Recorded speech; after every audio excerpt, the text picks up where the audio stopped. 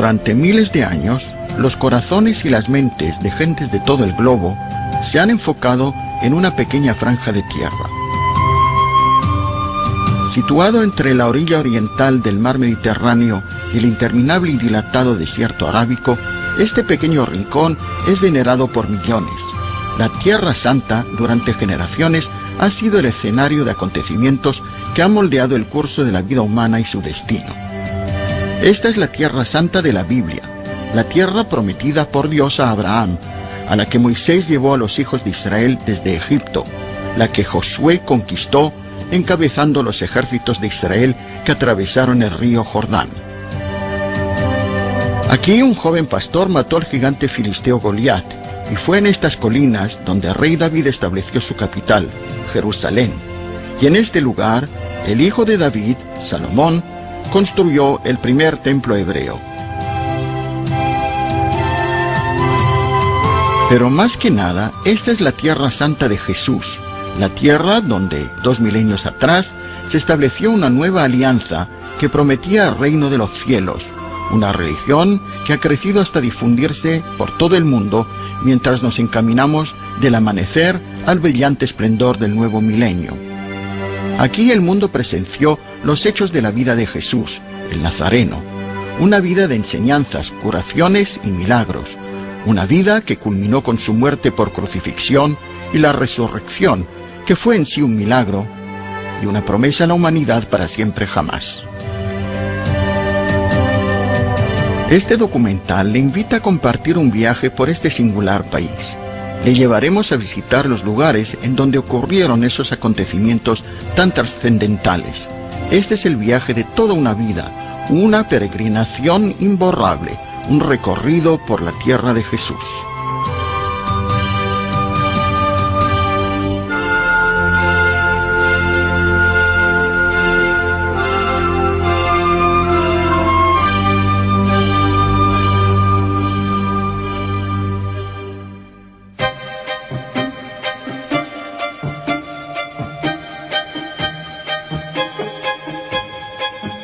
Nuestro relato comienza en los albores de la historia en otras tierras.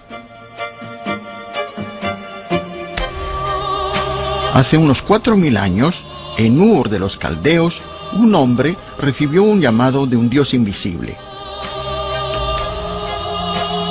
El Señor había dicho a Abraham: «Vete de tu tierra y tu parentela y de la casa de tu padre a la tierra que te mostraré, y haré de ti una nación grande».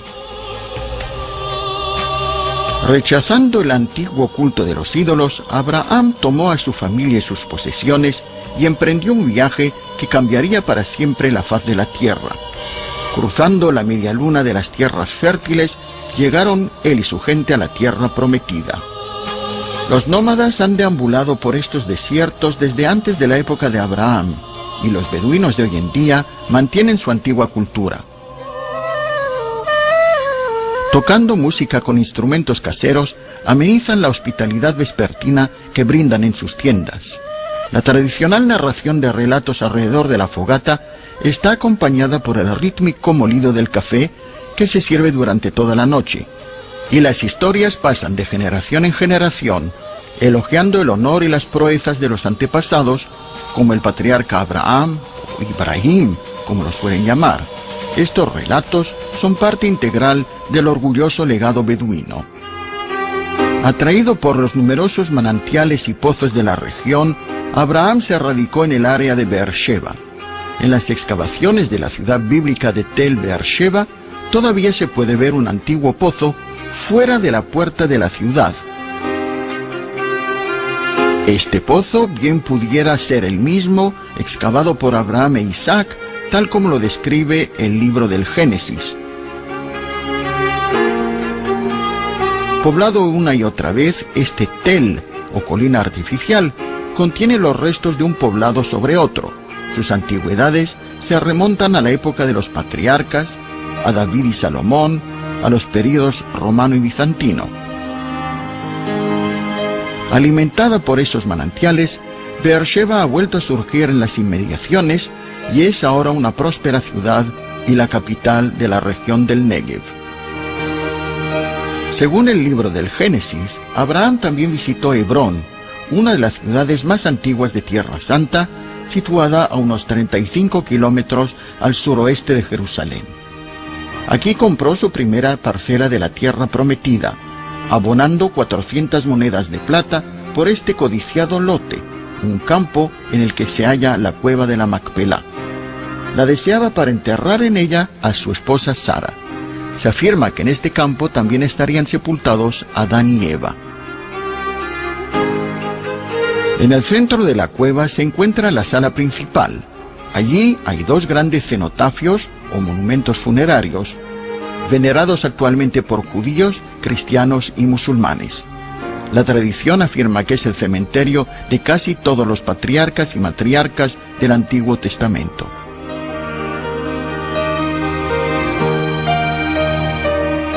La única figura ancestral que no está sepultada en Hebrón es la matriarca Raquel, la segunda esposa de Jacob y su esposa favorita.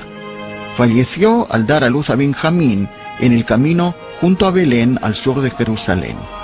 A través de los siglos, la tumba de Raquel se ha convertido en un lugar venerado por peregrinos de las tres religiones monoteístas. Las mujeres judías, en especial, acuden a la tumba de blanca cúpula a fin de orar para que conciban y tengan hijos sanos. Abraham fue también a Egipto, la poderosa nación del sur, y su bisnieto José, el de la túnica de diversos colores, fue llevado a Egipto. Vendido como esclavo por sus celosos hermanos, José llegó a ser la segunda personalidad de esa tierra, el ministro principal del propio faraón. Pero unas generaciones más tarde, sus descendientes, los hijos de Israel, fueron nuevamente esclavizados y empleados en trabajos forzados, construyendo las pirámides y las grandes ciudades de Egipto. Solamente cuando una criatura perdida creció, se convirtió en un hombre de la corte y descubrió su verdadero origen, estas gentes esclavizadas perfilaron la esperanza de regresar a su tierra prometida. Este hombre se llamaba Moisés. Partiendo el Mar Rojo en dos, Moisés, príncipe de Egipto, encabezó el éxodo a la montaña del Señor, que posiblemente sea el monte Sinaí. La Biblia relata que Moisés se encontró con Dios y recibió los 10 mandamientos para toda la humanidad.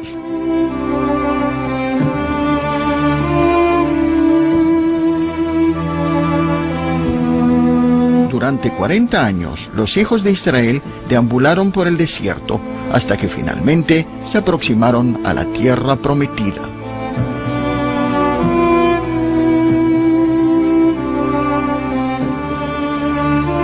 En la margen oriental del río Jordán, Dios apartó a Moisés de su pueblo.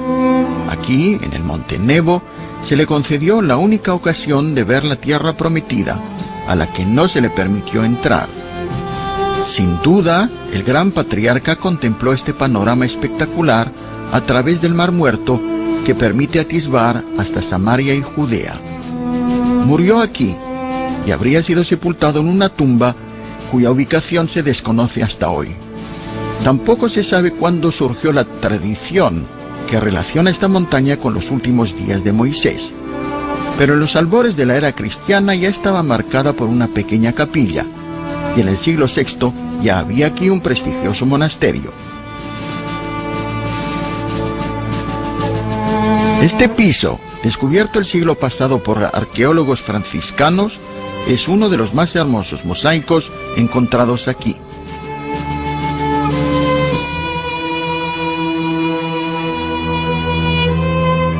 Pero los hijos de Israel no estuvieron mucho tiempo sin un líder.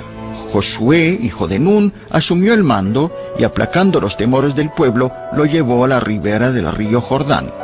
Fue aquí, no lejos del lugar en donde Jesús sería bautizado un milenio más tarde, que los hijos de Israel entraron en la tierra prometida.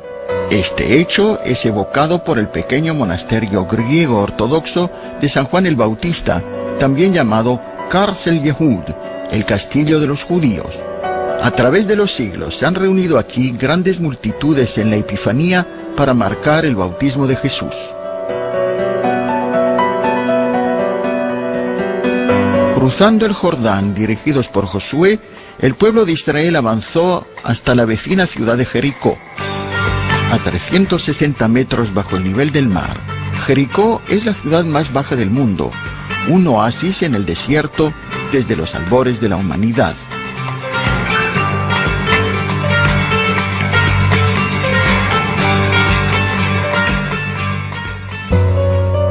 Contemplando el panorama de la Jericó de hoy, con su lozana vegetación creada por uno de los pocos manantiales del desierto de Judea, se entiende por qué ha sido llamada la ciudad de las 1000 palmeras.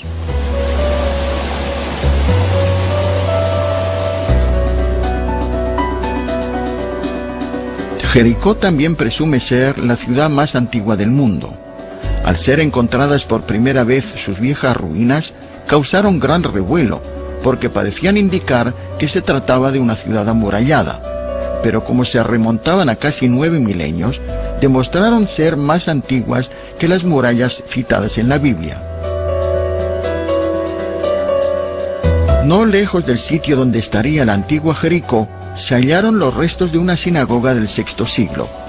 Allí se desenterró un hermoso suelo de mosaico con una menorá con la inscripción «La paz sea con Israel». No se había logrado todavía la paz. El ejército de Josué emprendió la conquista de la tierra prometida y llegó a las enhiestas murallas de Hatzor, una de las principales ciudades-estado de los cananeos. La Biblia nos relata que fue el rey de Hatzor quien encabezó las fuerzas militares cananeas contra Josué. Pero los hijos de Israel los vencieron y quemaron la ciudad. Los arqueólogos han desenterrado 21 capas de distintas civilizaciones en el asentamiento fortificado de Hatzor. Aquí existió una floreciente ciudad en la Edad del Bronce. En las excavaciones han desenterrado tablillas de arcilla. Remontándose al siglo XVIII a.C., estos documentos evidencian el carácter de la ciudad como un centro administrativo. En años recientes se han descubierto una profusión de estatuas de bronce de deidades y varios templos cananeos intactos, lo que indica a los expertos que Hatzor fue en su época un importante centro religioso, además de haber sido una ciudad real cananea.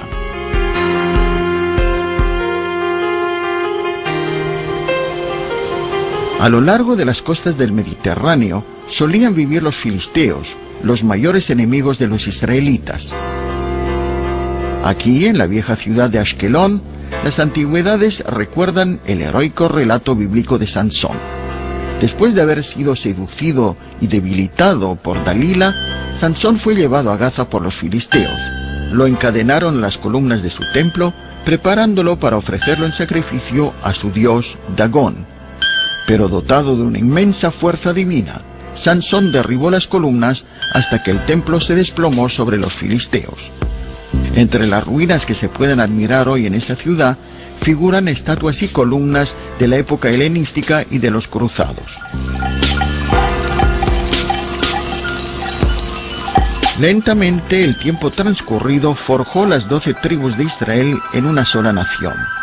Durante el reinado del rey Saúl, un joven pastor de Belén fue elegido para enfrentarse contra el gigante filisteo Goliat. En el valle de Elá, o del Terebinto, David mató al gigante con una piedra que lanzó con su honda. Actualmente, los únicos gigantes que se pueden encontrar en este valle son esas enormes antenas que constituyen el punto principal de las modernas instalaciones de Israel para la transmisión por satélite.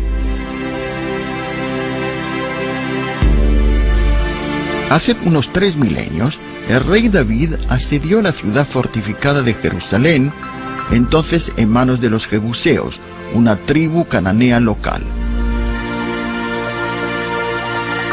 Los hombres de David conquistaron la ciudad al infiltrarse por el único punto débil, los túneles de su sofisticado sistema de agua. Después de la conquista, David convirtió a Jerusalén en la capital de su reino. Algunas partes de la ciudad de nuestros días se asemejan mucho a la Jerusalén bíblica. Este es un modelo de la ciudad en su tiempo. Bajo el mando de David, el reino creció y adquirió potencia, pero fue su hijo Salomón a quien se le confió la tarea de edificar una casa permanente para el Señor.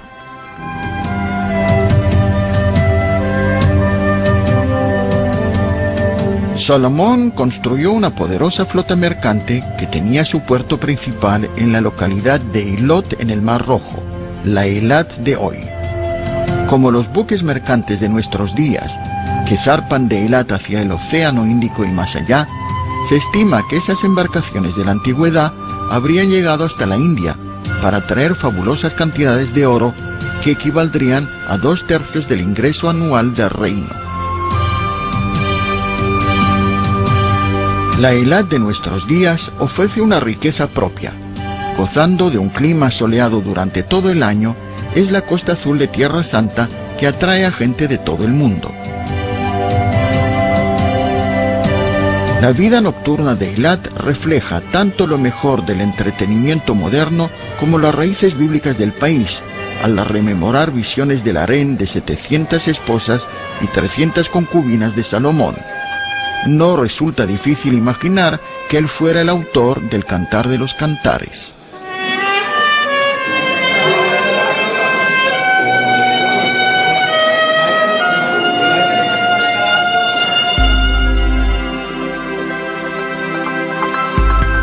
Eilat ofrece un mundo submarino único en su género, con los pintorescos arrecifes de coral y todo un espectro de vida marina.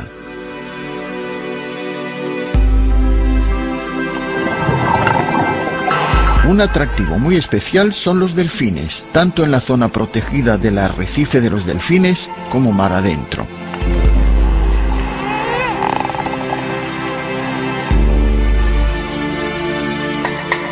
Salomón emprendió la obra de edificar un gran templo al Señor en Jerusalén. Y a la ciudad portuaria de Jaffa, uno de los puertos más antiguos del mundo, llegaban las riquezas y los artífices de la región. El rey fenicio Hiram de Tiro envió la mejor madera de cedros y abetos del Líbano, piedras finas y artífices muy expertos, para asistir en la realización de esa magnífica obra que estaba revestida de oro puro. Pasados 7 años, se completó el monumental edificio y el arca fue triunfalmente traída del tabernáculo al templo del Señor.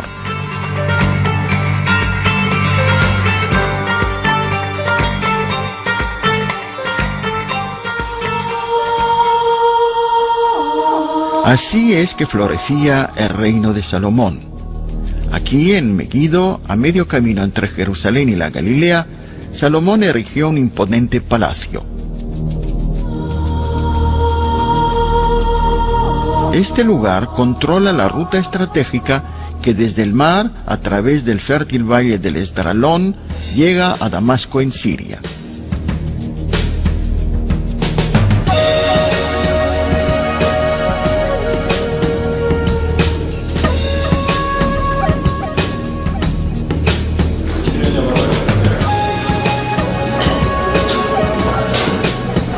Parece ser que a Megiddo se le ha destinado a ser el campo de lucha, tanto para los lugares santos como para la gran batalla del fin de los tiempos.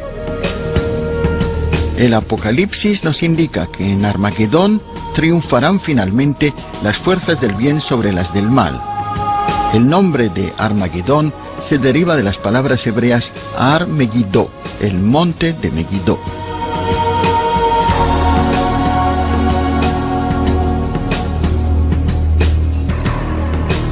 No lejos de Megiddo, el terreno asciende hacia las montañas del Carmelo. En épocas paganas se creía que en estas alturas moraban los dioses cananeos. Unas generaciones después del reino de Salomón fue aquí, en estas ondulantes cimas, que el gran profeta bíblico Elías retó y venció a los 450 sacerdotes de Baal.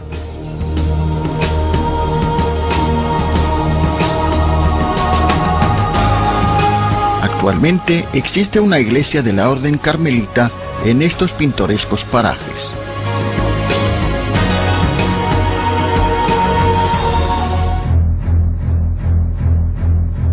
En el 8º siglo antes de Jesucristo, los asirios marcharon contra Jerusalén, la capital. El rey Ezequías, temiendo que pusieran sitio a la ciudad, había tomado medidas para protegerla. Todo el viejo sistema de suministro de agua a Jerusalén procedía siempre de una sola fuente, aquí, en el valle de Cedrón, denominada el manantial de Siloé. El plan de Ezequías era innovador y osado. Colocó a sus hombres en 2 lugares, uno en el manantial y el otro dentro de las murallas. Los 2 grupos comenzaron a excavar día y noche y crearon un túnel de 1600 pies perforado en la roca, encontrándose precisamente en el punto fijado. Se talló una inscripción en el muro para señalar el increíble hecho. La fuente de agua estaba ahora segura dentro de las murallas de la ciudad. ¿Cómo se realizó este prodigioso plan de ingeniería? Es algo que sigue siendo un misterio, y en su época había sido considerado un milagro. Jerusalén resistió el sitio. Lamentablemente, no ocurrió lo mismo 120 años más tarde. Una nueva potencia surgió en Mesopotamia. Los babilonios y su rey Nabucodonosor emprendieron la conquista del mundo. Cuando los judíos resistieron valientemente, Nabucodonosor devastó Judea y envió a sus hombres a conquistar Jerusalén.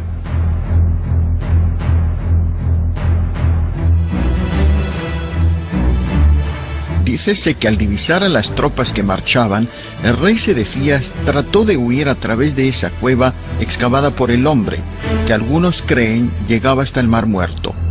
Pero el monarca fue capturado y enviado a la cautividad con su pueblo para llorar su mala suerte en los ríos de Babilonia.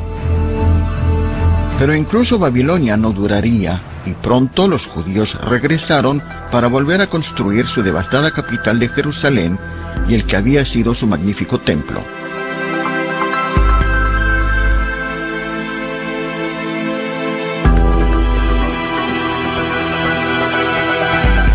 Bajo el mando de Alejandro el Grande, la Tierra Santa floreció, y una de las ciudades que crecieron en forma espectacular fue Bet-Shean.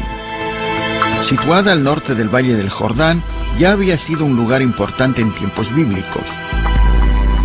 El cuerpo decapitado del rey Saúl fue colgado en sus murallas luego de haber sido derrotado por los filisteos.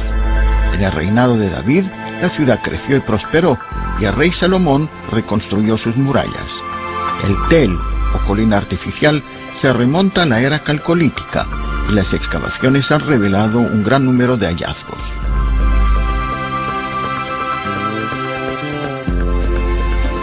Después de la conquista de Alejandro en el año 333 a.C., Bet-Shean se convirtió en un importante centro de cultura helenística.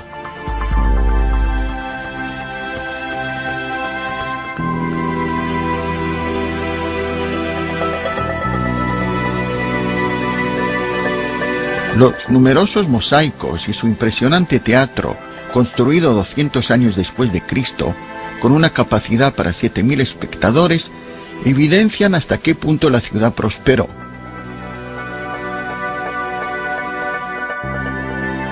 En 749, Bet-Shean fue destruida por un sismo, el mismo que destruyó Cafarnaúm.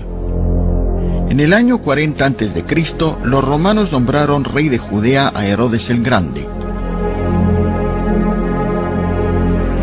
Para poder asumir el poder, tenía que dirigir a las tropas romanas para que se apoderasen de la tierra. En la Galilea, tropezó con una marcada resistencia. Aquí, en donde el monte Arbel domina la margen occidental del mar de Galilea, los combatientes se habían atrincherado entre los peñascos. Herodes los masacró. Desde entonces, tuvo que librar una cruenta lucha para obtener el apoyo del pueblo.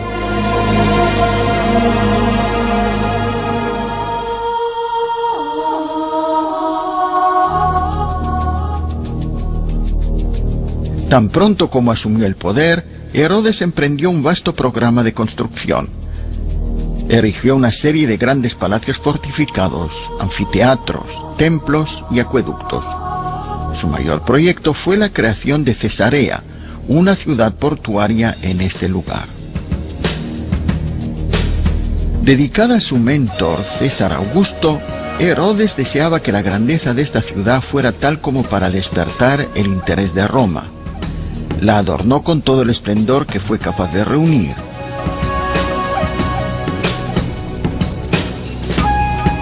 Herodes debía estar particularmente orgulloso de esta ciudad, con su hermoso templo dedicado a las deidades romanas, el magnífico palacio real, el hipódromo y los baños impresionantes, así como un acueducto de 14 kilómetros. Este acueducto de piedra refleja los rayos del sol poniente. Pero el proyecto más ambicioso de Herodes, y el que esperaba había de granjearle finalmente la simpatía de la nación, fue la completa reconstrucción del Templo de Jerusalén.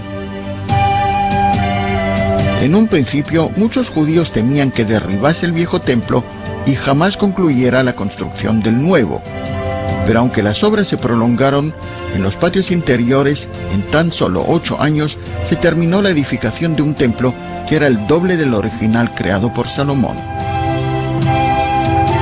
Y fue al segundo templo de Herodes al que Jesús era llevado cuando era niño, y nuevamente cuando ya era un joven, ocasión en la que echó por tierra no solo las mesas de los cambiadores, sino los límites de la fe también.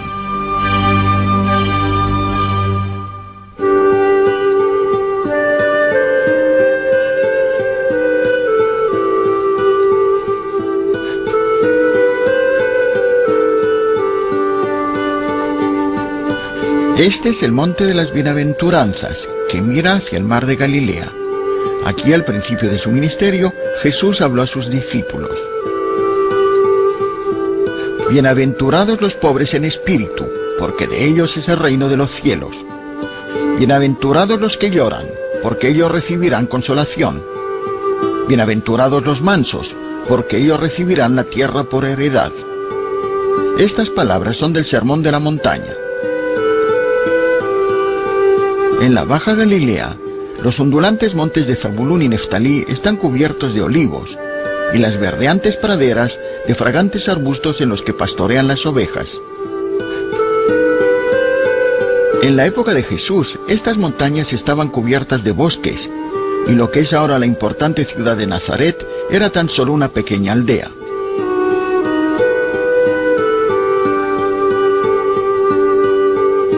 Jesús pasó su juventud aquí, en Nazaret, cumpliendo la profecía de Isaías, quien anticipó la llegada del Salvador. Por lo tanto, el Señor mismo os dará señal. He aquí que la Virgen concebirá, y dará a luz un hijo, y llamará su nombre Emmanuel, porque un niño nos es nacido, hijo nos es dado, y el principado sobre su hombro, y se llamará su nombre admirable, consejero, Dios fuerte, Padre eterno, príncipe de paz.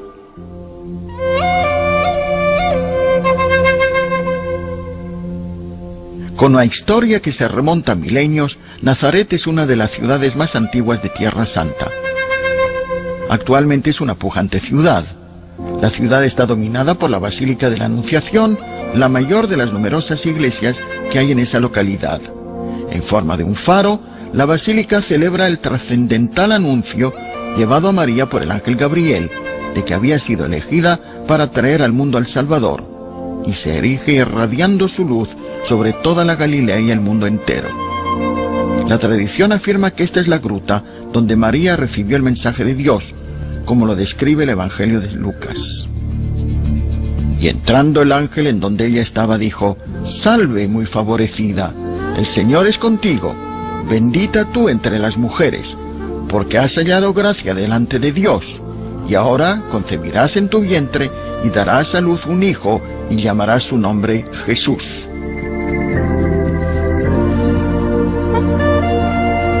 No lejos de la Basílica de la Anunciación hay una iglesia menor dedicada a José.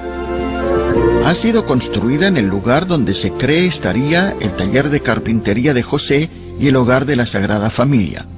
La tradición de carpintería se mantiene viva en Nazaret. Las pericias del tallado en madera de olivo pasan de padre a hijo, como en la época de Jesús.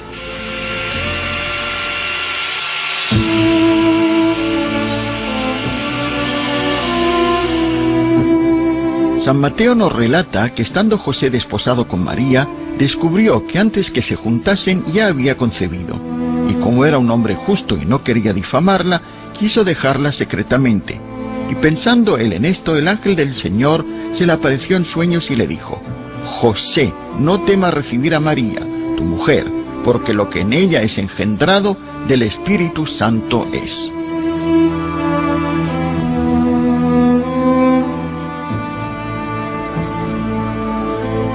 Transcurrieron los meses y María supo que su prima Elizabeth también había concebido. María viajó a la aldea de En-Karem, ahora un suburbio de Jerusalén, a visitar a su prima. Este mosaico, que muestra el arduo viaje de María, está en el muro de la iglesia de la Visitación, construida para celebrar la reunión de estas dos singulares mujeres. Y aconteció que cuando oyó Elizabeth la salutación de María, la criatura saltó en su vientre y ella dijo: Bendita tú entre las mujeres, y bendito el fruto de tu vientre. Cuando el hijo de Elizabeth nació, lo llamaron Juan, que ahora es conocido como San Juan el Bautista. En aquella época, el gobernador romano emitió un decreto que obligaba a cada judío a empadronarse en su ciudad nativa. Como Josué descendía de la estirpe real de David, tuvo que viajar con María a Belén. La ruta más directa de Nazaret a Belén pasa a través de Samaria, y es posible que José y María hayan elegido ese camino pasando por territorio samaritano en el monte Gerizim. Hasta el día de hoy hay samaritanos, una secta disidente judía, a quienes se ve aquí realizando una ceremonia que no ha cambiado desde la época del Segundo Templo.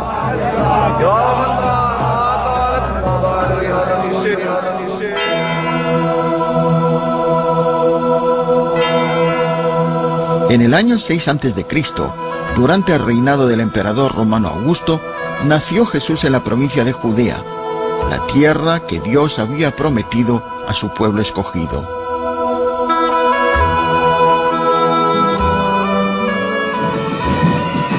En la víspera de Navidad se realizan los últimos preparativos para celebrar la Misa del Gallo en la pequeña ciudad de Belén.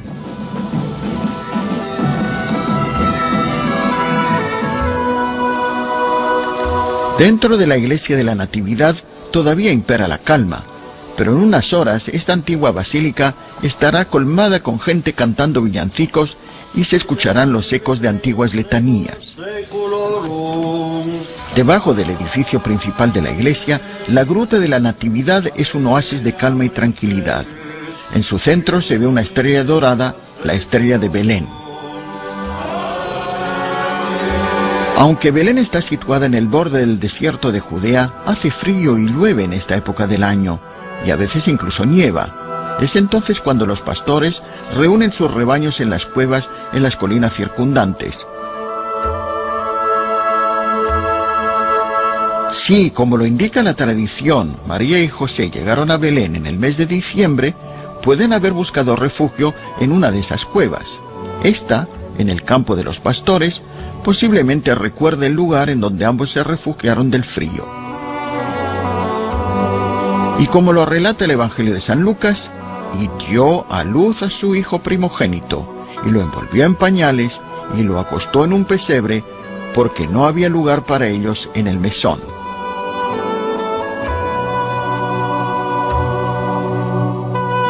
Los pastores, con sus ovejas en los campos alrededor de la cueva, sintieron que algo especial ocurría y fueron hacia una luz que llegaba de una de las cuevas. Y la gloria del Señor los rodeó de esplendor, y el ángel les dijo: No temáis, porque he aquí os doy nuevas de gran gozo, que será para todo el pueblo.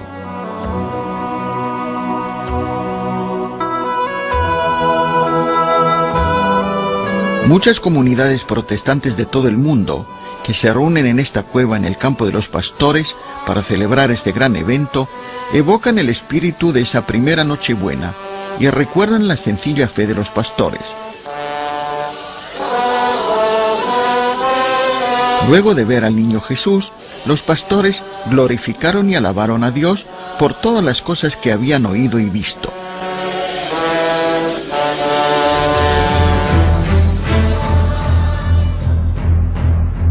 Dominando a Belén y no lejos del campo de los pastores, se halla el Herodión, los restos de un espectacular castillo construido sobre una montaña. Herodión era uno de los palacios del hombre que gobernaba Judea en nombre de Roma, Herodes el Grande.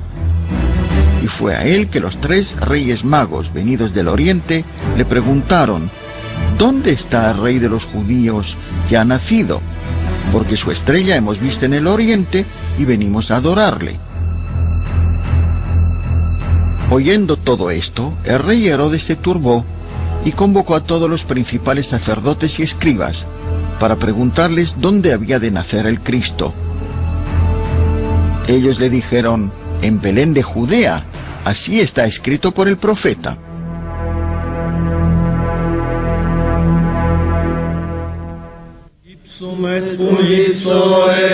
En la iglesia de la Natividad de Belén, construida por el emperador Constantino en el año 330 después de Cristo, la estrella de la Natividad marca el lugar generalmente aceptado donde estaría el pesebre y el punto central de las celebraciones navideñas. Aquí los reyes magos trajeron sus regalos de oro, incienso y mirra.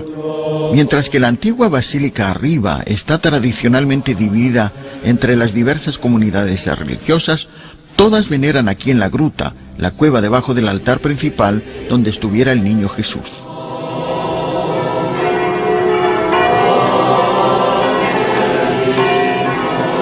A medianoche repican todas las campanas de Belén. Ha comenzado la Navidad. Los católicos celebran su misa del gallo en la capilla de Santa Catalina, adyacente a la basílica principal de la iglesia de la Natividad.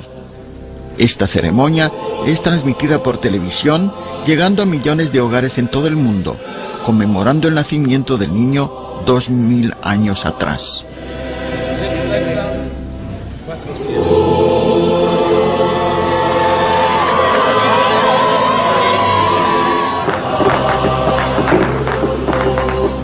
Los reyes magos jamás volvieron a Herodes para informarle sobre el paradero de Jesús. Herodes, temeroso, dio la orden de degollar a todos los niños de Belén menores de 2 años. Y el ángel del Señor se le apareció a José en un sueño y le dijo: levántate y toma al niño y a su madre y huye a Egipto, porque acontecerá que Herodes buscará al niño para matarlo. La Sagrada Familia se fue a Egipto, en donde estuvo hasta la muerte de Herodes.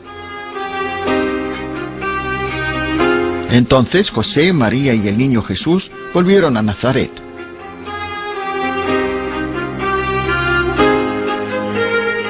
Cuando todavía era un niño, Jesús acompañaría frecuentemente a sus padres al templo de Jerusalén para la fiesta de la peregrinación. Una vez, en su viaje de regreso en la fiesta de la Pascua, José y María se dieron cuenta de que Jesús no estaba con ellos y regresaron a la ciudad para encontrarle. Finalmente hallaron al niño de 12 años discutiendo interpretaciones de la ley judía con los más notorios sabios de la época. Al ser amonestado por sus padres, Jesús contestó simplemente: ¿por qué me buscabais? ¿No sabíais que en los negocios de mi padre me es necesario estar? Fue alrededor del año 27 después de Cristo que Juan el Bautista comenzó a predicar en este páramo junto al río Jordán, a unos 40 kilómetros al sur de Jerusalén. Juan predicaba a sus compatriotas judíos que se bautizaran para que se purificaran y se arrepintieran, preparándose para la llegada del Mesías. Yo en verdad os bautizo en agua para arrepentimiento, pero el que viene tras mí, cuyo calzado yo no soy digno de llevar, es más poderoso que yo. Él os bautizará en Espíritu Santo y fuego.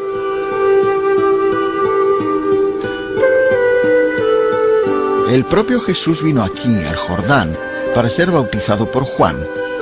Luego de sumergirse Jesús, salió del agua, los cielos le fueron abiertos y vio el Espíritu de Dios que descendía como una paloma, y se oyó una voz que de los cielos decía: «Este es mi Hijo amado, en quien tengo complacencia».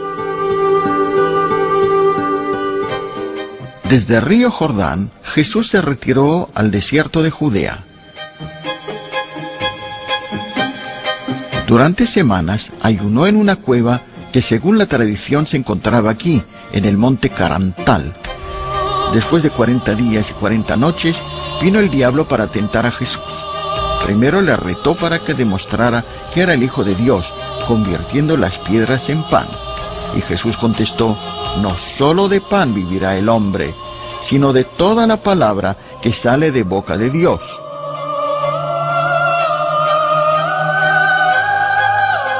Entonces el diablo lo llevó a Jerusalén, lo puso sobre el pináculo del templo y le dijo que probara su confianza en Dios echándose abajo.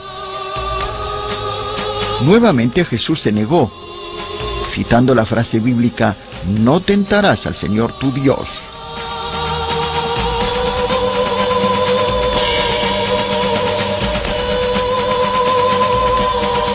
Finalmente lo llevó a un monte muy alto y le ofreció todos los reinos del mundo si postrado le adorase. Por tercera y última vez, Jesús lo rechazó con las famosas palabras: «Vete, Satanás, porque escrito está: al Señor tu Dios adorarás y a Él solo servirás». Buscando acercarse a la pureza del espíritu que Jesús demostró al vencer a la maldad, monjes se radicaron a través del desierto de Judea a principios de la era cristiana. En el siglo IV, monjes griegos ortodoxos construyeron este monasterio de Carantal en la ladera escarpada de este peñasco, mirando hacia Jericó.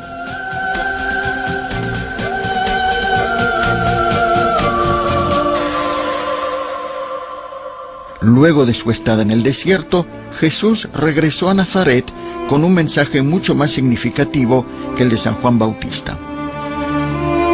Jesús comenzó a predicar al pueblo de su propia región alrededor del año 29. Al entrar en la sinagoga de su ciudad natal, Nazaret, citó las palabras de Isaías, el profeta del Viejo Testamento: «El Espíritu del Señor está sobre mí, por cuanto me ha ungido para dar buenas nuevas a los pobres. Me ha enviado a sanar a los quebrantados de corazón, a preguntar libertad a los cautivos y vista a los ciegos». Y agregó ante el estupor de toda la congregación: «Hoy se ha cumplido esta escritura delante de vosotros».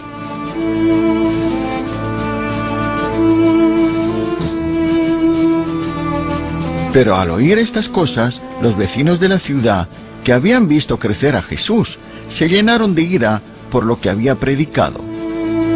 Formando un grupo enfurecido, le llevaron hasta la cumbre del monte de la precipitación, al final de la ciudad, con la intención de despeñarle. Pero Jesús se volvió para enfrentarlos y pasó con calma entre ellos y se fue.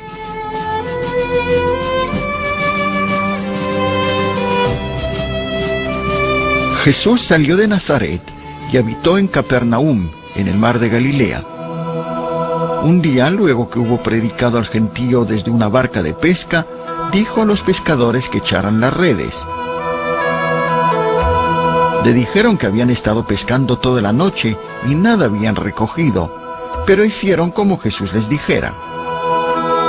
Y se quedaron sorprendidos cuando vieron que sus redes se llenaban hasta su plena capacidad, hasta tal punto que pasaron parte de la pesca a la otra barca, porque habían recogido tantos peces que ambas estaban por hundirse.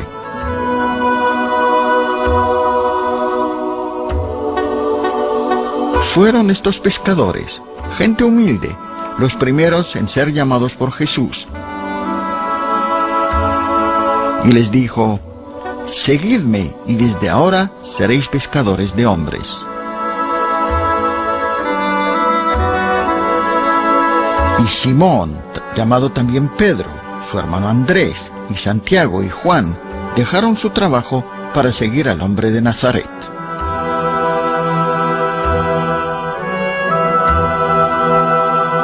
Al iniciar su ministerio, Jesús y sus discípulos fueron invitados a una boda en la aldea galilea de Caná, que se supone sería la actual Cafer Caná, no lejos de Nazaret.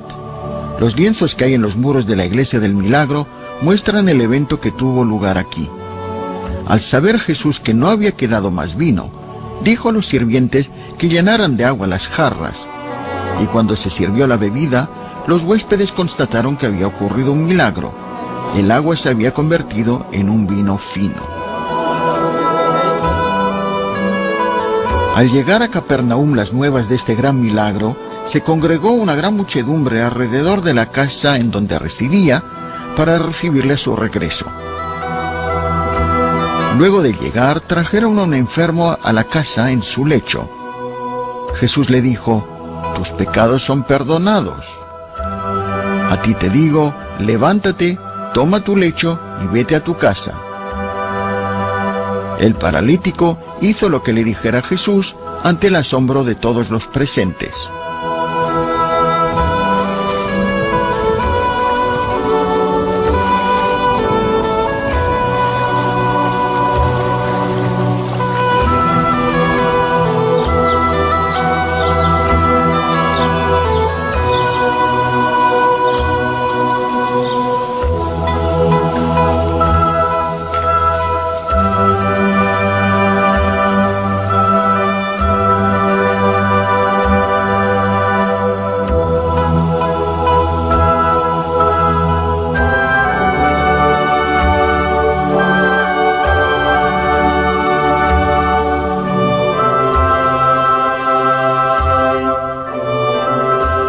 En otra ocasión, cuando un gran gentío le seguía, Jesús subió a lo alto de una colina arbolada desde la que se dominaba el mar de Galilea.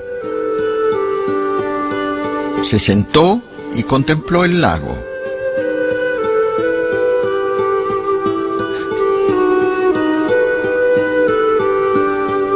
Y viendo que sus discípulos venían a él, les enseñaba diciéndoles: «Bienaventurados los pobres en espíritu, porque de ellos es el reino de los cielos. Bienaventurados los que lloran, porque ellos recibirán consolación. Bienaventurados los mansos, porque ellos recibirán la tierra por heredad. Bienaventurados los que tienen hambre y sed de justicia, porque ellos serán saciados. Bienaventurados los misericordiosos, porque ellos alcanzarán misericordia. Bienaventurados los limpios de corazón, porque ellos verán a Dios. Bienaventurados los pacificadores, porque ellos serán llamados hijos de Dios. Bienaventurados los que padecen persecución por causa de la justicia, porque de ellos es el reino de los cielos. Bienaventurados sois cuando por mi causa os vituperen y os persigan, y digan toda clase de mal contra vosotros, mintiendo. Gozaos y alegraos, porque vuestro galardón es grande en los cielos, porque así persiguieron a los profetas que fueron antes de vosotros. Vosotros sois la sal de la tierra, la luz del mundo».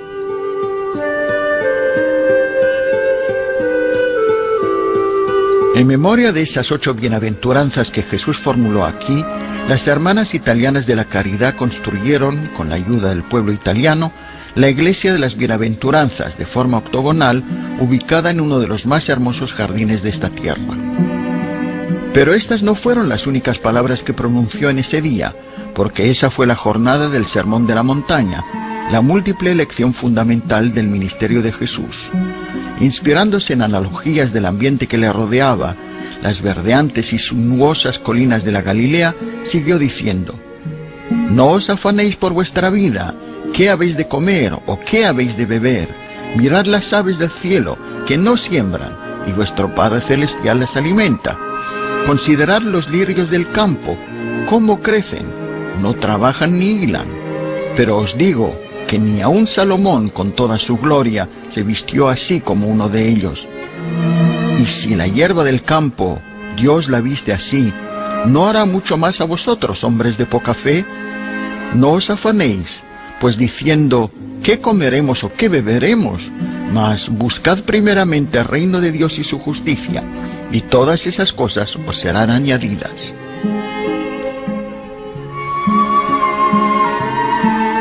Cuando uno de sus discípulos le preguntó cómo se debía orar, les dijo cómo hacerlo, pero no como los hipócritas que oran en público para que otros los puedan ver, sino con el corazón.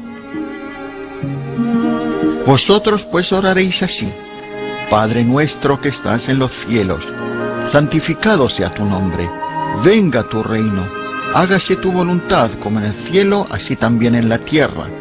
El pan nuestro de cada día, dánoslo hoy, y perdónanos nuestros pecados, porque también nosotros perdonamos a todos los que nos deben. Y no nos metas en tentación, mas líbranos del mal, porque tuyo es el reino, y el poder y la gloria por todos los siglos.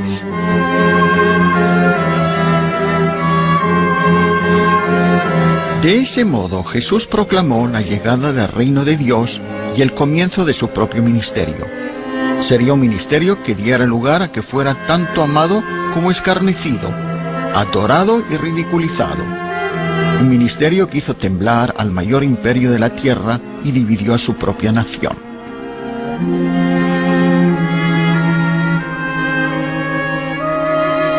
En la ladera de una colina en las cercanías de Jerusalén se halla la pequeña aldea de Betania, conocida en árabe como Al-Azariye, el lugar de Lázaro, en donde Jesús realizó uno de sus mayores milagros: levantar a Lázaro de entre los muertos.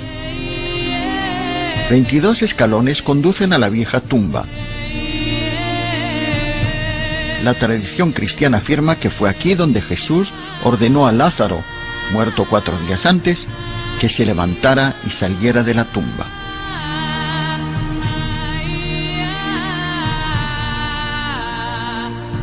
Yendo hacia Jerusalén, Jesús llegó a Betfagé. Aquí envió a 2 de sus discípulos a la aldea en donde, les dijo, encontrarían un pollino atado. Así lo hicieron y lo encontraron como les dijo. De ese modo, Jesús entró en la ciudad sentado en el pollino.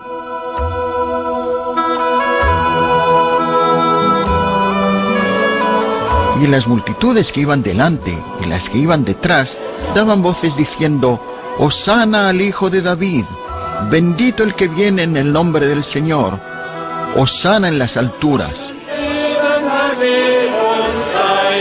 La tradición del Domingo de Palmas ha sido mantenida por generaciones de peregrinos que, caminando por las laderas del Monte de los Olivos, llegan a la ciudad pasando por la Puerta Dorada, también conocida como la Puerta de la Misericordia.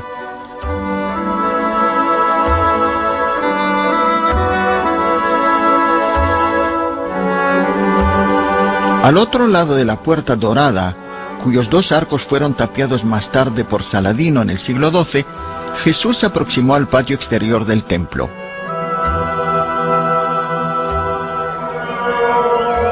Aquí Jesús echó a los mercaderes que hacían negocios en el recinto del templo y citó las palabras de los profetas del Antiguo Testamento: «Mi casa, casa de oración será llamada, mas vosotros la habéis hecho cueva de ladrones». Entonces volcó las mesas de los cambistas y de quienes vendían palomas para sacrificios rituales.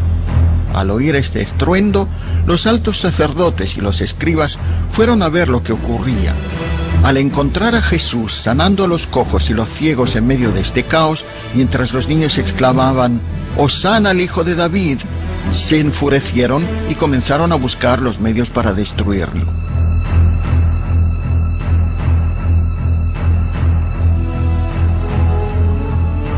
Al salir del templo, Jesús y sus discípulos buscaron la tranquilidad en el Monte de los Olivos. Sus laderas estaban cubiertas de tumbas de muchos siglos atrás, ya que el propio monte es un inmenso cementerio. A través de los siglos, la gente ha elegido ser sepultada aquí, cerca del templo, con la esperanza de figurar entre los primeros que sean testigos del día del juicio. Desde el pintoresco Monte de los Olivos, Jesús contempló ese día el panorama de Jerusalén y lloró por el destino que le aguardaba a la ciudad y al gran templo que la dominaba. Profetizó que no quedaría piedra sobre piedra, y esto fue exactamente lo que había de ocurrir.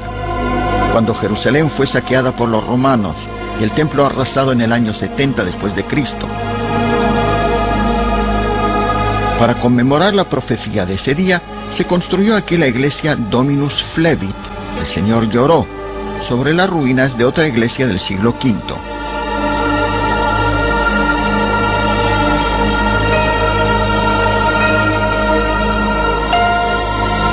De aquí, Jesús inició la semana final para encontrarse con su destino y los tormentos que le aguardaban. Sería esa una semana que había de cambiar la faz de la historia, una semana que habría de ser recordada por toda la humanidad a través de los siglos como la semana de la Pasión. El jueves era la víspera de la fiesta judía de la Pascua. Jesús envió a 2 de sus discípulos a la ciudad diciéndoles: al entrar en la ciudad, os saldrá al encuentro un hombre que lleva un cántaro de agua. Seguidle hasta la casa donde entrare, y decid al padre de la familia de esa casa: el maestro te dice, ¿dónde está el aposento en donde he de comer la Pascua con mis discípulos? Entonces él os mostrará un gran aposento alto, ya dispuesto, preparado allí. Durante generaciones se ha considerado que el cenáculo estaba aquí, en el monte Sión. Esta celebración de Pascua fue la última cena compartida por Jesús y sus discípulos. Durante la comida ocurrieron varios sucesos extraordinarios que habrían de afianzar la fe cristiana. Primero, y según la tradición judía, Jesús rompió el pan sin levadura, formuló una bendición y luego dijo las palabras que crearon una nueva ceremonia. Afirmó: tomad, comed, este es mi cuerpo. Y tomando una copa de vino, agregó: esta es mi sangre del nuevo pacto, que por muchos es derramada para remisión de los pecados. Con estas palabras, Jesús instituyó la Eucaristía. Concluida la comida, en un gesto que sorprendió a sus seguidores y capturó la imaginación de las futuras generaciones, Jesús se levantó de la mesa, puso a un lado sus vestiduras y se ciñó una toalla. Entonces derramó agua en un lebrillo y comenzó a lavar los pies de sus discípulos, que enjugaba con la toalla con que estaba ceñido. Es el Jueves Santo en la iglesia del Santo Sepulcro de Jerusalén donde tiene lugar la ceremonia del lavatorio de los pies. El Evangelio de Juan continúa: ¿sabéis lo que he hecho?, preguntó. Sí, yo, el Señor, he lavado vuestros pies. Vosotros también debéis lavaros los pies los unos a los otros, porque ejemplo os he dado. Para Jesús, la celebración de la Pascua esa noche no era ninguna ocasión festiva. Sabía que se aproximaba el final, que no podría eludir el enojo de las autoridades locales, para quienes era un rebelde, ni tampoco para los romanos, para quienes era un revolucionario. Sabía, y lo dijo, que uno de sus discípulos le traicionaría, y que incluso Simón Pedro, cuyos pies acababa de lavar, le negaría antes de que terminara la noche. En una profunda desesperación, concluyeron la comida y salieron de la casa en el monte Sión para ir al monte de los Olivos. Al pie del monte de los Olivos hay un antiguo huerto llamado Getsemaní, que significa prensa de aceite. Todavía se pueden ver viejos y nudosos árboles, algunos que tienen casi 2000 años. Cuando llegaron a Getsemaní, Jesús dijo a sus discípulos que le esperaran mientras iba solo. Echándose al suelo, oró para que esa hora pasara. «Abba, Padre», dijo, «todas las cosas son posibles. Si quieres, pasa de mí esta copa, pero no se haga mi voluntad, sino la tuya». Este evento es conmemorado en la vecina Iglesia de la Agonía, con su hermoso mural de mosaico que muestra esta escena. Dentro, en los murales, aparecen otros momentos de esa trágica noche vistos desde un cielo azul oscuro cubierto de estrellas. Ya era demasiado tarde. Había comenzado el acto final de este gran y sagrado drama. Judas Iscariote apareció con un grupo de guardias y le besó, lo que era la señal de su traición. Después de una breve porfía, a la que Jesús inmediatamente puso fin, fue arrestado y encerrado aquí, en los sótanos de la casa del alto sacerdote Caifás.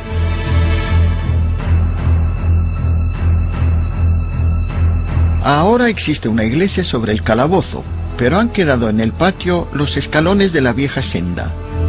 En aquella época era el camino del monte Sión a Getsemaní, y debe ser evidente que también Jesús habría sido llevado por esa senda para comparecer ante Caifás. Detenido durante la noche, Jesús fue interrogado, y el sumo sacerdote le preguntó: ¿Eres tú el Cristo, el Hijo del Bendito? Y Jesús le dijo: Yo soy. Y Caifás, rasgando su vestidura, dijo: ¿Qué más necesidad tenemos de testigos? ¿Qué os parece? Y todos ellos le condenaron a muerte. Mientras tanto, y según el Evangelio de San Marcos, Pedro estaba sentado fuera en el patio cuando lo vio una de las criadas, quien mirándole le dijo: «Tú también estabas con Jesús el Nazareno». Pero Pedro lo negó diciendo: «No le conozco ni sé lo que dices». 2 veces más, aquí en el monte de Sión, Pedro negó conocer a Jesús y el gallo cantó. Entonces Pedro se acordó de las palabras de Jesús y pensando en ello se puso a llorar.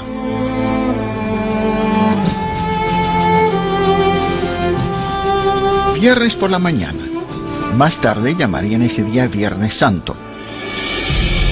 El escenario de la historia y el foco de cada peregrinación pasa ahora a los principales cuarteles romanos, la fortaleza Antonia, que estuvo aquí en la esquina del monte del templo.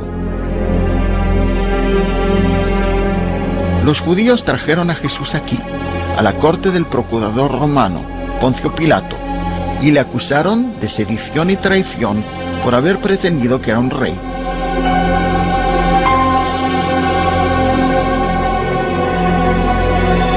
Poncio Pilato preguntó a Jesús: ¿Eres tú el rey de los judíos? Y Jesús le dijo: Tú lo dices. Pilato fue otra vez ante el pueblo y le dijo: Yo no hallo en él ningún delito. Pero los judíos contestaron: ¡Fuera, fuera! ¡Crucifícale! Y Pilato preguntó: ¿He de crucificar a vuestro rey? Y contestaron: No tenemos otro rey que César. Pilato tomó a Jesús y le hizo azotar. Los soldados entretejieron una corona de espinas y le vistieron con un manto de púrpura. Luego, de vez en cuando, llegaban a él y le decían: «Salve, rey de los judíos», y le daban bofetadas. Jesús salió llevando la corona de espinas y el manto de púrpura. «Ecce homo, he aquí el hombre», dijo Pilato. El arco que hay en la pequeña calle todavía se llama Ecce homo, y es desde aquí que Pilato envió a Jesús a ser crucificado.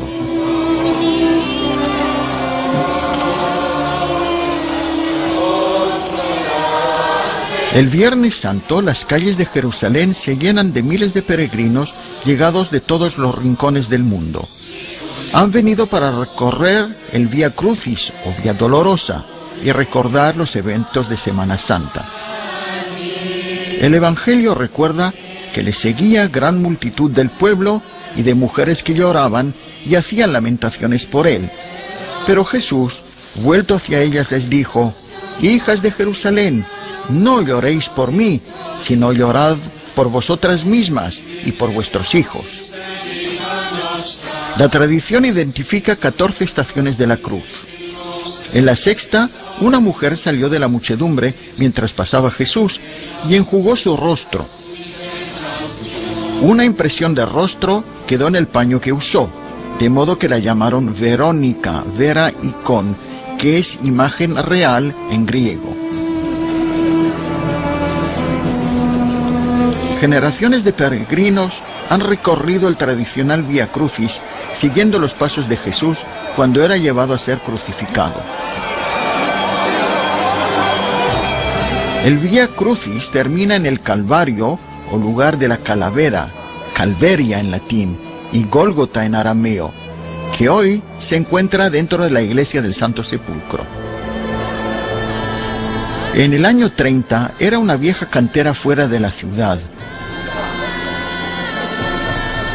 Estaba a poca distancia de las murallas, pero desde entonces se han construido otras murallas y ahora se encuentra en el centro de la ciudad vieja de Jerusalén.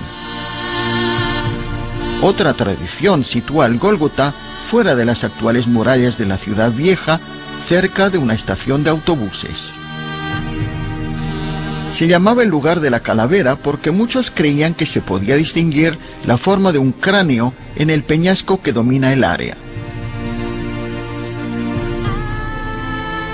Cuando llegaron allí, lo crucificaron y a dos ladrones con él, uno a su derecha y el otro a su izquierda. Y cuando lo vieron crucificado, Jesús dijo: «Padre, perdónales, porque no saben lo que hacen».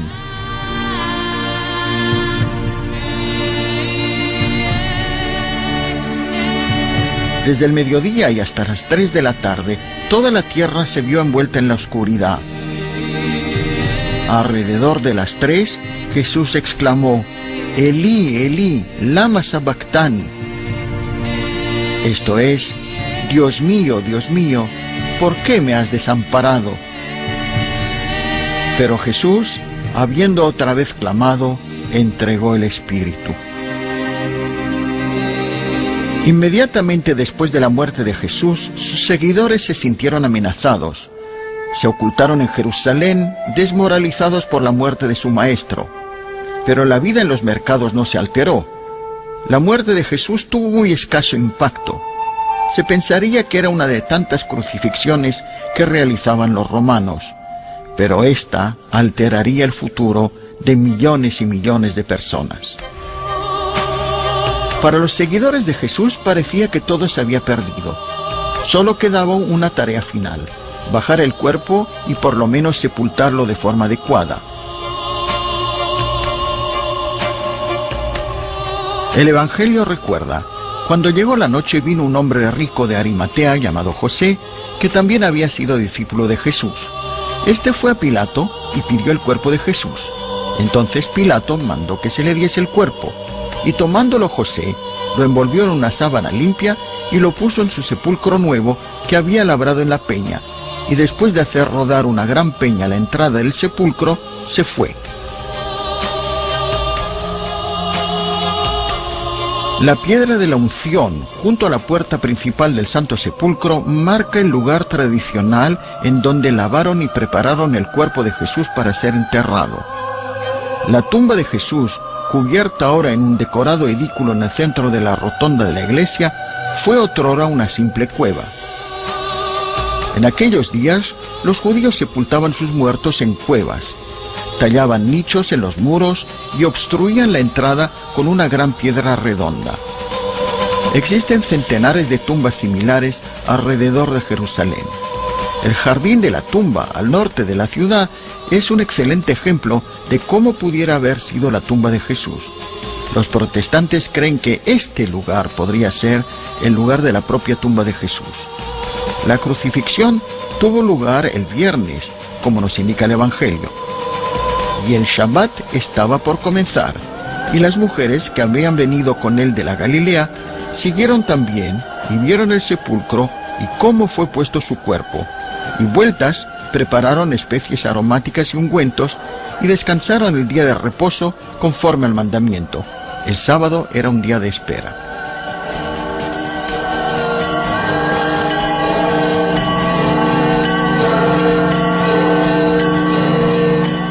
La puerta de la iglesia está cerrada.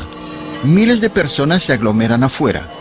Durante 800 años, desde que Saladino expulsó a los cruzados, es una familia musulmana de Jerusalén la que tiene las llaves de la iglesia del Santo Sepulcro.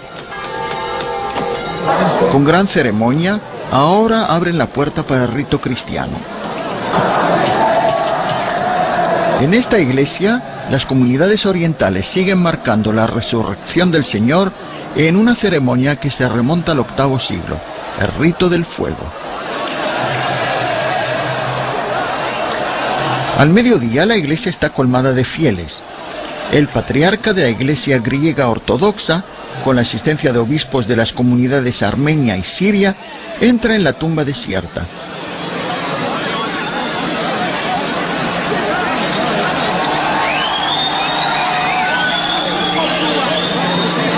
Repentinamente, como por milagro, el fuego santo desciende del cielo.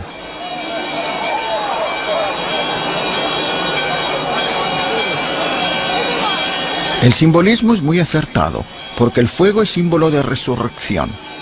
La multitud está delirante de alegría. En otros tiempos, esta llama, pasada de una antorcha a otra a través de la iglesia y la ciudad, era llevada a los rincones más apartados de Europa.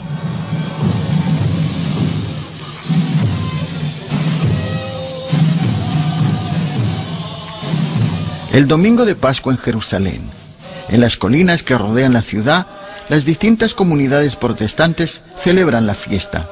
Muchos se reúnen aquí en el Monte de los Olivos, porque es aquí donde comienza nuestra historia, y esta concluirá 50 días más tarde, en Pentecostés, cuando Jesús se despida de sus discípulos y ascienda desde aquí a los cielos. ¿Recuerdan el día en que los discípulos le preguntaron: ¿cuándo serán estas cosas? Y les contestó diciendo: se levantará nación contra nación, y reino contra reino, y habrá terremotos en muchos lugares, y habrá hambre y alborotos, porque aquellos serán días de tribulaciones cual nunca ha habido desde el principio de la creación hasta este tiempo. Y después de la tribulación, el sol se oscurecerá, y la luna no dará su esplendor, y las estrellas caerán del cielo, y las potencias que están en los cielos serán conmovidas. Entonces verán al Hijo del Hombre, que vendrá en las nubes con gran poder y gloria, y enviará a sus ángeles con gran son de trompeta, y juntarán a sus escogidos de los 4 vientos, desde un extremo del cielo hasta el otro.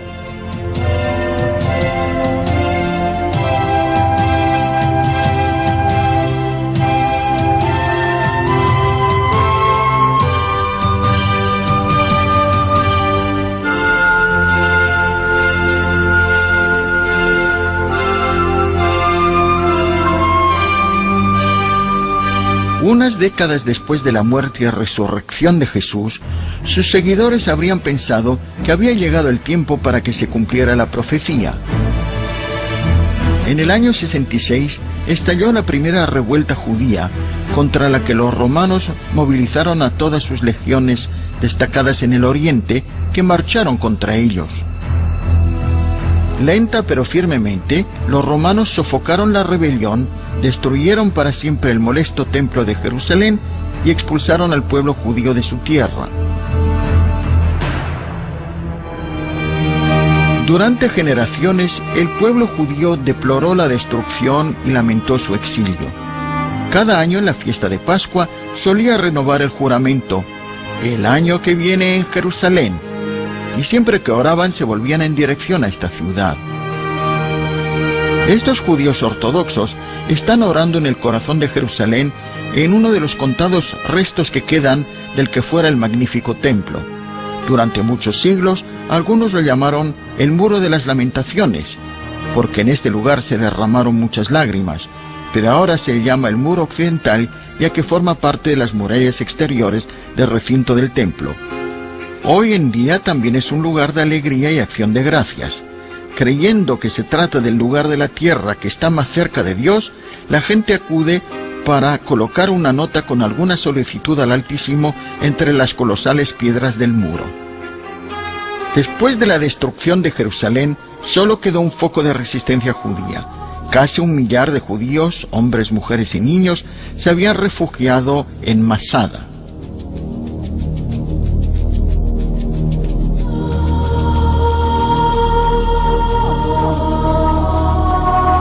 imaginando el desolado panorama del desierto de Judea, Masada fue construida por Herodes el Grande. Se trata de un ejemplo excelente de su amor por el lujo y su temor paranoico de que fuera atacado. Situado a unos 400 metros sobre el Mar Muerto, consistía de 2 suntuosos palacios rodeados por torres de vigilancia y una alta muralla. Actualmente poco queda de los palacios, pero con tan solo contemplar las 3 plataformas del Palacio Norte se puede obtener una idea de su grandeza.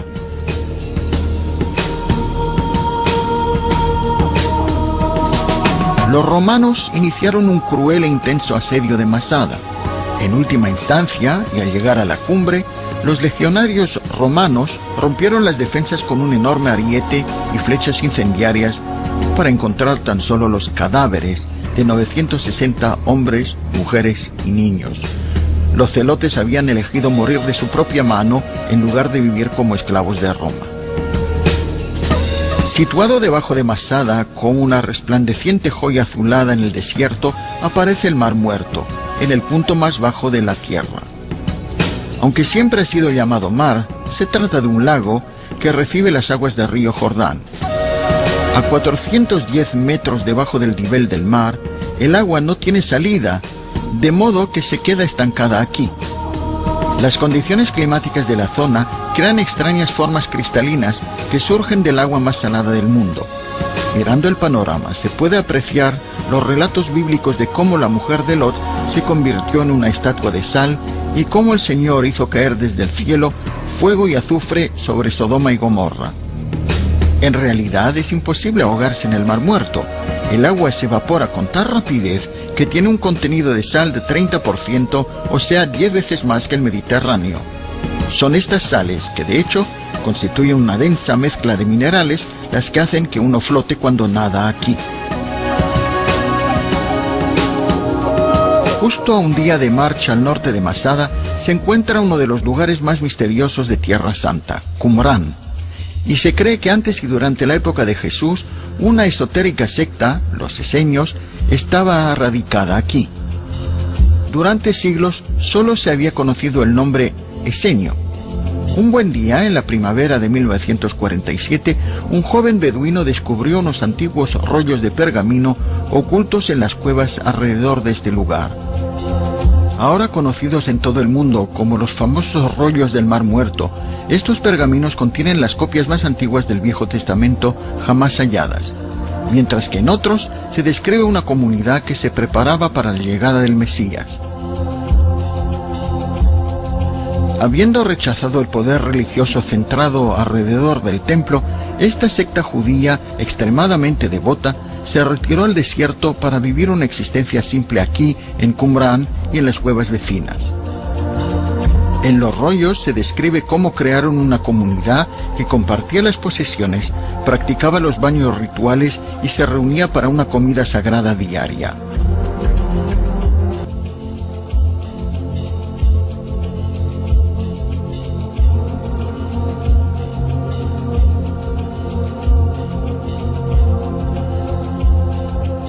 Actualmente, algunos de los pergaminos se guardan 40 kilómetros más lejos, en el Santuario del Libro de Jerusalén.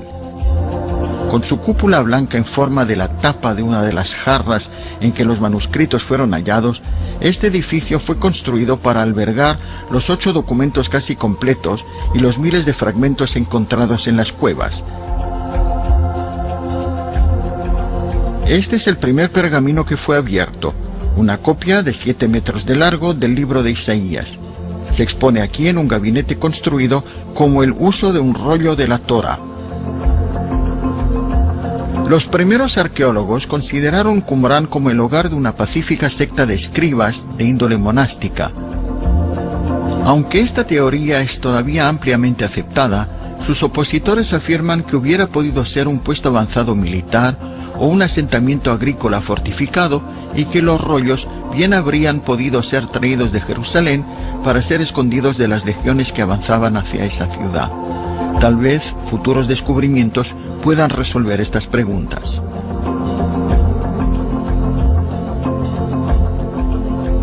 A poca distancia de Qumrán, el valle asciende hacia las montañas de Judea. Aquí, en un pliegue escondido al pie del monte, un manantial ha creado una de las reservas naturales más hermosas del país, En Gedi.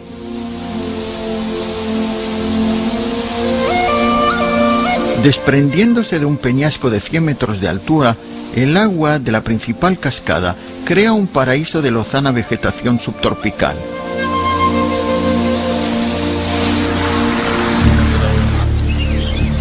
El lugar está repleto de flora y fauna. En Gedi significa manantial del cabrito y alberga manadas de impresionantes íbices, las cabras monteses y gran cantidad de conejos de las rocas que aparecen entre los peñascos.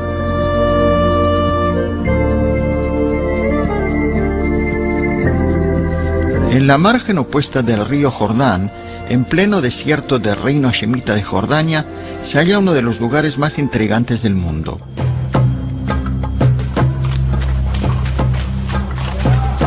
Oculto al final de un empinado desfiladero, unos 100 kilómetros al norte del Golfo de Aqaba, esta es la ciudad rosada de Petra. Única en todo el mundo, era una ciudad completamente tallada en la blanda y rosada roca arenisca. Templos, anfiteatro, centros administrativos, tumbas y casas.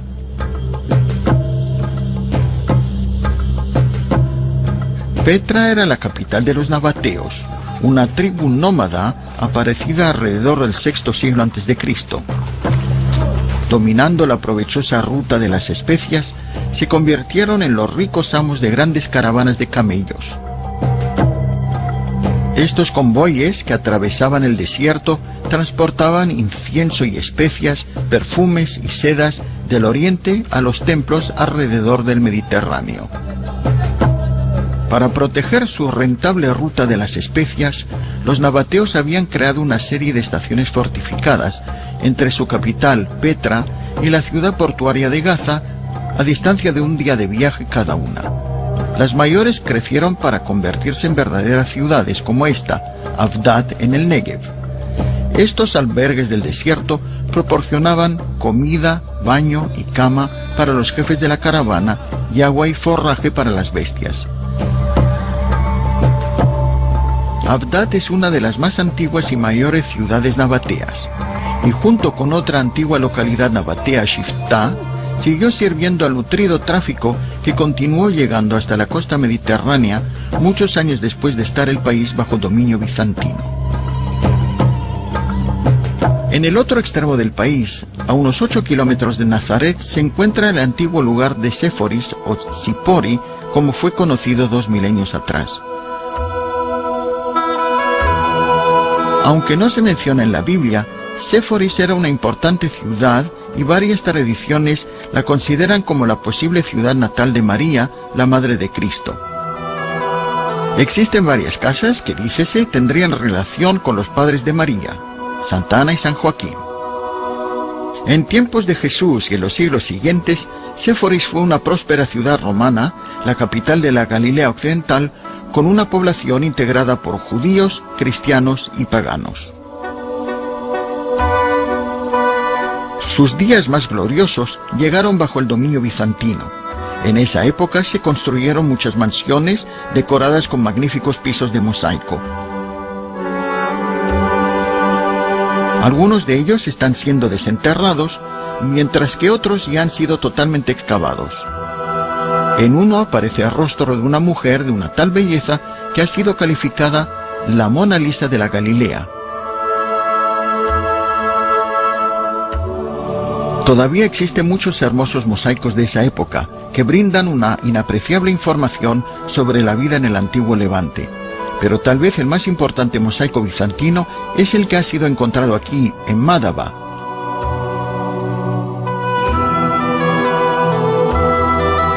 Situada en una de las rutas mercantiles de la antigüedad, esta ciudad floreció en el primer milenio. En el siglo VI contaba con una próspera comunidad cristiana y una gran iglesia con una exquisita y exclusiva decoración, un suelo de mosaico que representaba un mapa. Aunque muy deteriorado, este notable mapa todavía muestra claramente muchos de los lugares importantes de Tierra Santa: Belén, el río Jordán, Jericó y Jerusalén, con detalles de la iglesia del Santo Sepulcro. Descubierto accidentalmente hace un siglo, el mapa de Madaba ayudó a los arqueólogos a ubicar la principal calle de Jerusalén, el Cardo, y la perdida iglesia de Teotokos, la Nea, o nueva iglesia, destruida por los persas en el año 614.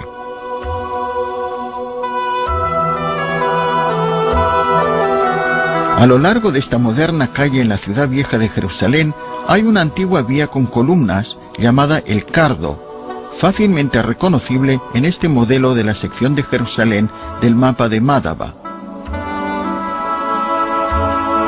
Dotada de tiendas e impresionantes casas, el Cardo era la calle más importante en la época bizantina que atravesaba el centro de la antigua ciudad.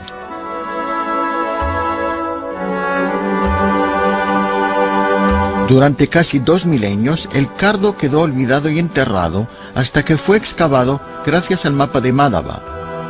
Ahora algunas partes de esa antigua ciudad incluso han cobrado nueva vida a medida que volvieron a abrirse negocios que florecen, como era el caso en la época bizantina.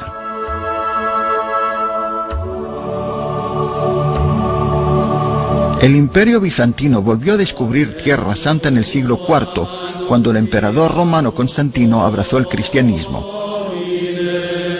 Repentinamente, Tierra Santa se transformó de una tierra dejada de la mano de Dios en un centro de intensa actividad.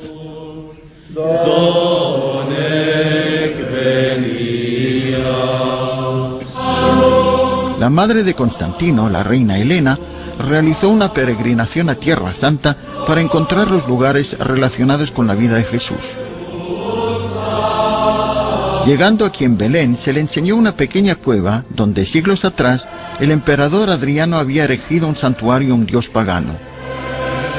Irónicamente, este intento de borrar todo rastro de Jesús permitió a los habitantes guiar a los peregrinos directamente a esos lugares casi 200 años más tarde.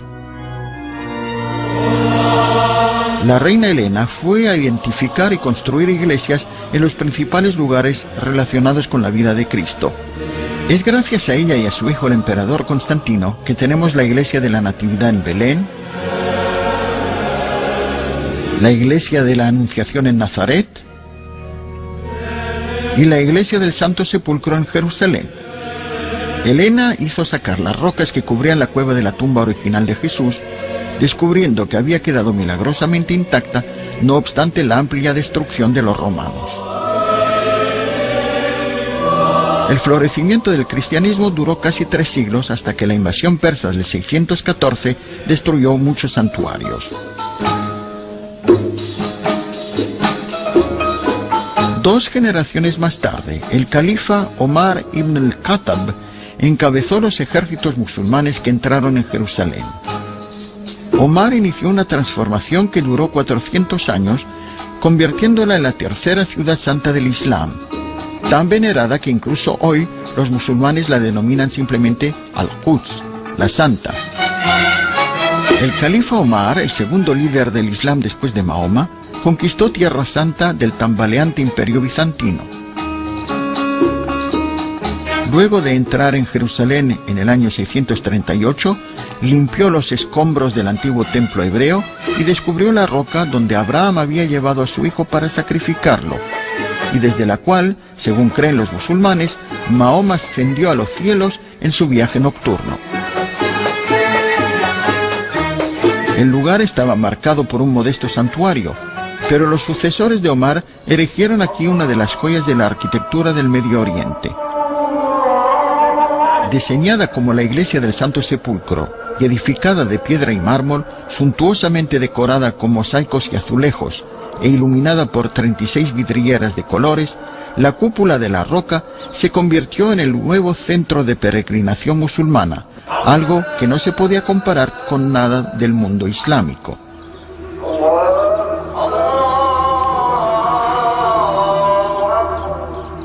Al mismo tiempo, los omeyas edificaron la mezquita de El Aqsa, la mayor de Jerusalén. No. Está situada en el Monte del Templo, que es conocido en árabe como Haram el-Sharif, el noble santuario. La cúpula de la roca y la mezquita del Aqsa forman el centro de la Jerusalén musulmana. Otra obra arquitectónica de ese período islámico temprano fue encontrada cerca de Jericó en el Valle del Jordán. Descubierto en 1935, este gran palacio estaba dotado de hermosas columnas que otrora sostuvieron el techo de una gran mezquita, así como este suelo de mosaico que los arqueólogos han llamado el árbol de la vida, el mejor conservado de los numerosos mosaicos que tenía el palacio. La mansión fue originalmente atribuida al califa Hisham, el último de los grandes gobernantes de la dinastía Omeya, aunque ahora los estudiosos creen que habría sido construido por su sobrino. Siglos de tratamiento desigual afrontaron los peregrinos cristianos bajo el Islam. En 1025, el Papa Urbano II envió un urgente mensaje a todas las tierras cristianas: tomar la cruz y la espada, a fin de emprender una cruzada para liberar Tierra Santa de los infieles.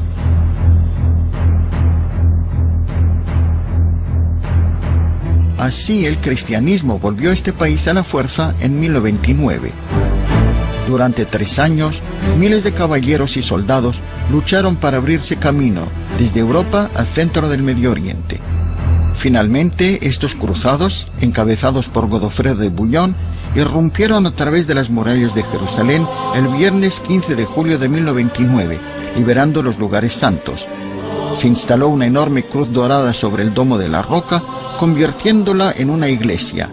La mezquita Al-Aqsa fue transformada en la sede de los caballeros templarios y se reconstruyó la iglesia del Santo Sepulcro.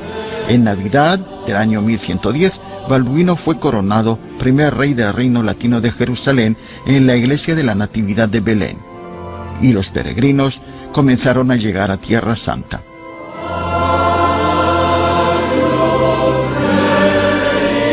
El reino de los cruzados duró menos de 90 años. Luego, las fuerzas árabes fueron unidas por un kurdo musulmán conocido en el occidente como Saladino. Marchando hacia la Galilea, conquistó Tiberíades a orillas del mar de Galilea, con la princesa todavía en el castillo. Por razones de caballerosidad, el rey Guy encabezó a los caballeros del reino para acudir en su ayuda, dejando la segura ciudad de Séforis para caer en la trampa tendida por Saladino.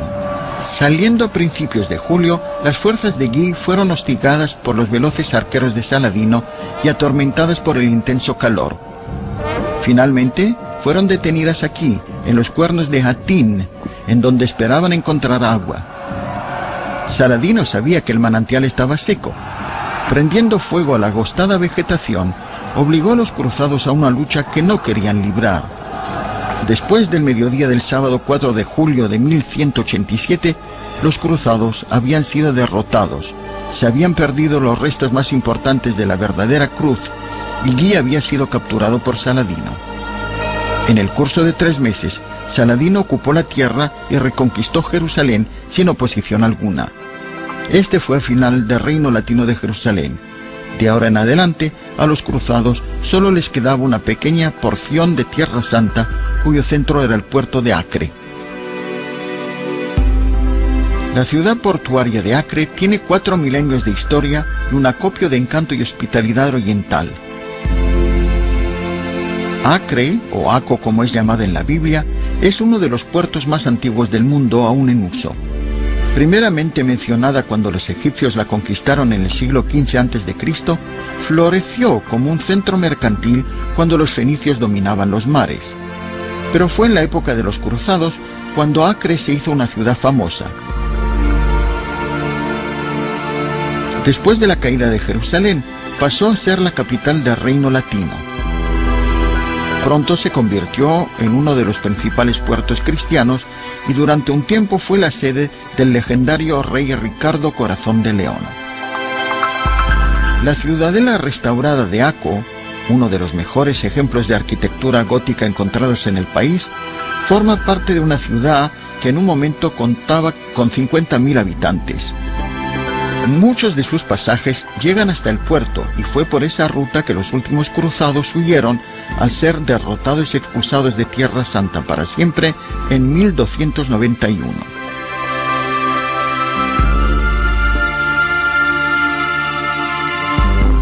La última derrota de los cruzados trajo la paz a Tierra Santa, una paz que incluso permitió la llegada de peregrinos a los lugares santos.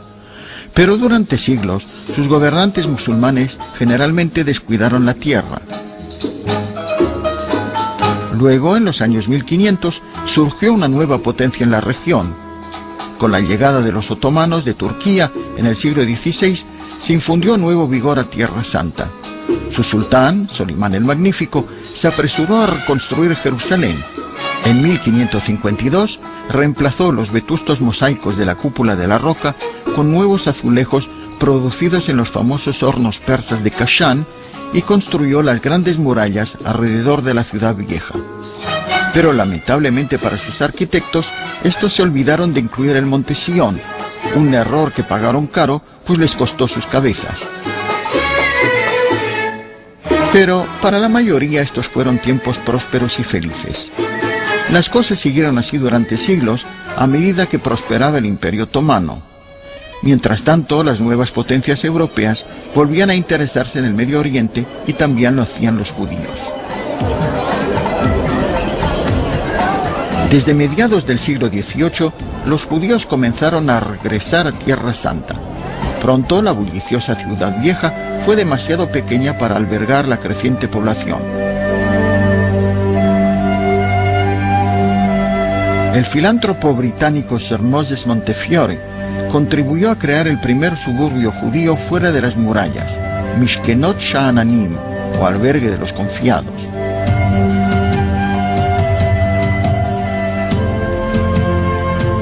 Se construyeron molinos de viento para dar trabajo a los habitantes, pero como no estaba situado en el lugar correcto, sus aspas jamás llegaron a moverse.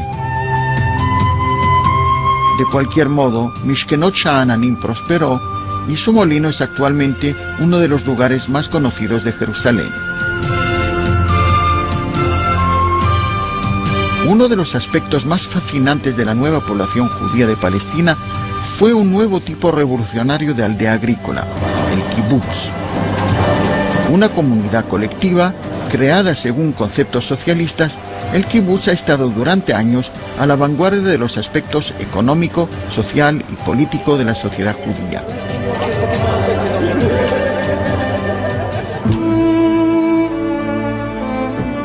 Al estallar la Segunda Guerra Mundial y desatarse el Holocausto en Europa, el kibutz desempeñó parte activa en la lucha por la independencia, preparando el camino para la creación del nuevo Estado judío. El 14 de mayo de 1948 se proclamó el Estado de Israel. Sus vecinos árabes declararon inmediatamente la guerra. 3 años después de los horrores del Holocausto, los miembros del kibutz Yad Mordejai, que lleva el nombre de Mordejai Anilevich, uno de los comandantes del heroico gueto de Varsovia contra el Reich alemán, se prepararon para hacer frente al ejército egipcio que se aproximaba.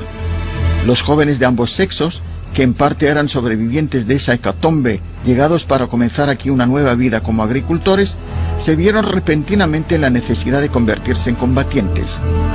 Tomando posiciones en trincheras apresuradamente excavadas en los campos, contemplaron su escaso armamento y vieron cómo se aproximaban los tanques y la artillería egipcios. De algún modo, en forma milagrosa, esos contados combatientes sobrevivieron 5 días de constantes ataques. Entonces, sin poder seguir resistiendo por falta de armas y munición, estos 180 supervivientes abandonaron el kibutz amparados por la oscuridad de la noche. Pero esos 5 días permitieron que las fuerzas judías se atrincheraran y los egipcios tuvieron que detenerse no lejos de Yad Mordejai, a unos 30 kilómetros al sur de Tel Aviv. Una vez creado el Estado, el pueblo judío llegó a Israel desde todos los rincones del mundo.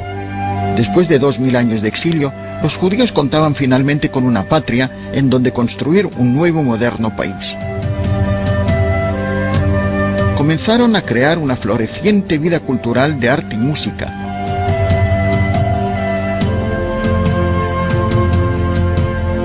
y los lugares santos finalmente estaban bajo el dominio de un país democrático que los protegiera con libertad de culto para todos los credos.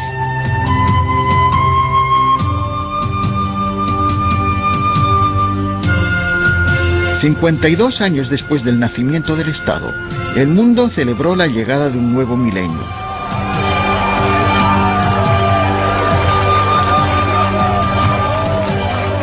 En Tierra Santa, miles de peregrinos cristianos se reunieron en Nazaret, Belén y Jerusalén para celebrar esta fecha histórica.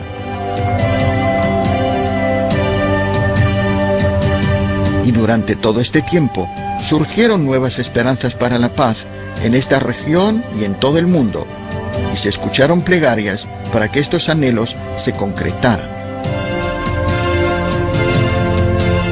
Para Jerusalén, la ciudad eterna de la paz, la esperanza de que la paz llegue en el siglo XXI y en el tercer milenio palpita en los corazones de millones de personas en todo el mundo, particularmente en quien quiera que venere y respete esta tierra, la tierra prometida, la tierra santa de Jesús.